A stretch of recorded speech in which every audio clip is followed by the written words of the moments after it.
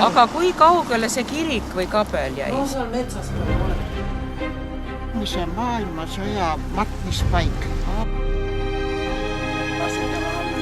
Aga see tee ikka... seal on siis suured kastvad.